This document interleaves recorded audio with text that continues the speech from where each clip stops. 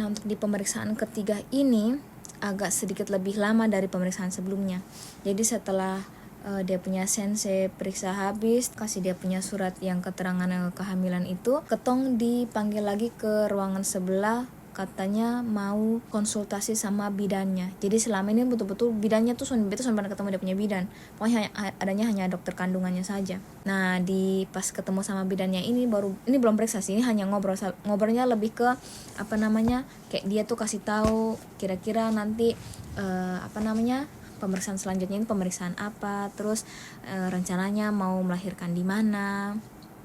Terus tanya kondisinya beta nih sekarang, beta tinggal sama siapa, ada suami atau tidak, ada orang tua atau tidak, kira-kira ada orang di sekitar yang bisa temani atau bantu atau tidak pada saat nanti pas persalinannya. Pokoknya konsultasi awal kehamilan begitulah. Di situ dia juga jelaskan tentang ya dong punya rumah sakit lah gitu toh. Melahirkan terus langsung kayak kasih ASI pertama, dipeluk kayak begitu soalnya toh. Sedangkan beta nih kepengennya yang beta pelajari selama beta belajar bidan itu kan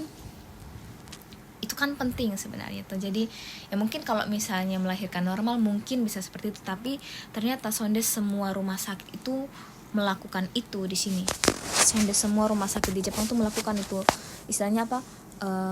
Kangaroo care, atau kayak langsung skinship langsung bayi sama mamanya.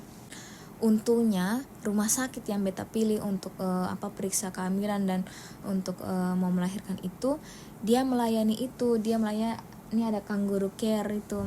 Habis melahirkan langsung langsung bisa skinship kok apa ya pokoknya itulah, kayak langsung bisa dipeluk, bisa langsung kasih ASI pertama gitu. Jadi ketong dikasih waktu, pokoknya sebelum pemeriksaan kehamilan yang keempat itu ketong sudah harus ambil itu buku KIA, karena di pemeriksaan kehamilan keempat itu butuh itu buku KIA.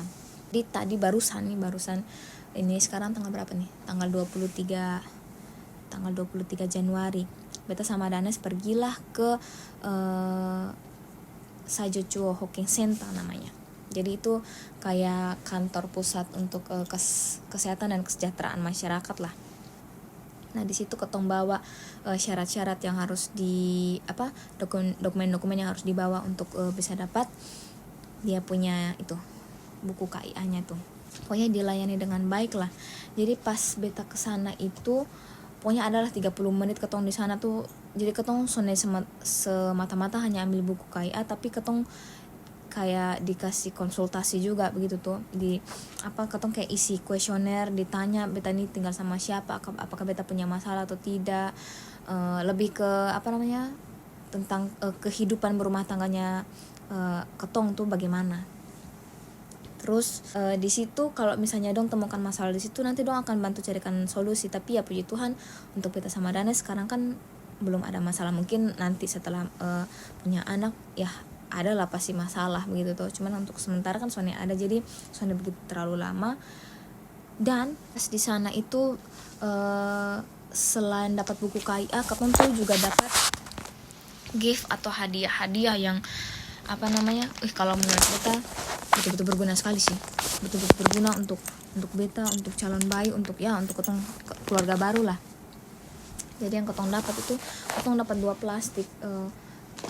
Pokoknya satu plastik itu yang isi kayak bukan dokumen, lebih ke pamflet, terus buku tentang menjaga anak. Pokoknya dari pamflet atau informasi atau buku-buku yang dari hamil sampai anak tuh umur berapa tahun ya, pokoknya sebelum masuk sekolah lah, itu semua dapat itu, dia punya informasi di situ. Terus dikasih juga pokoknya di antara itu pamflet itu ada juga pamflet tentang kelas ibu hamil dan juga kelas parenting, kayak untuk orang tua baru begitu. Kalau kelas ibu hamil di Indonesia banyak toh, ada macam-macam lah. Terus kurang tahu kalau di Indonesia ada, soalnya kayaknya sih ada sih. Kita tuh punya kelas parenting. Jadi di kelas parenting tuh untuk mama sama papanya tuh harus wajib ikut. Itu 2 orang tuh wajib ikut. Jadi di dalam itu kelas tuh, dia pun kelas tuh cuma 1 bulan 1 kali dan ketong cukup ikut 1 kali, soalnya perlu berulang-ulang karena kan orang Jepang kan pada sibuk semua atau jadi ya soalnya bisa dong libur hanya untuk ikut yang kelas-kelas kayak begitu. Jadi katanya, ini beta belum pernah ikut dia punya kelas juga sih, tapi katanya di itu kelas itu nanti diajarkan bagaimana cara memandikan bayi. Jadi lebih ke setelah anaknya tuh ada begitu. Jadi diajarkan untuk ketong yang orang tua muda, orang tua baru ini, untuk papa sama mamanya tuh untuk bagaimana cara kasih mandi bayi, bagaimana merawat bayi, ganti dia punya pampers dan sebagainya.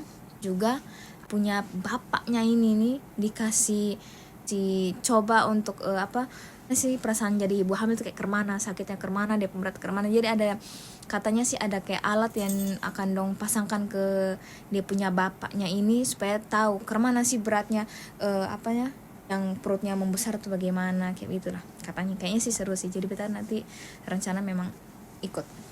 Oh ya, dia punya buku KIA itu, ini ketong dapat dapat buku KIA, terus sama ada 2 buku sih yang beta dapat, buku KIA, buku kesehatan ibu dan anak. Ini kayak jenis Koka tidur diam-diam sama kola sana.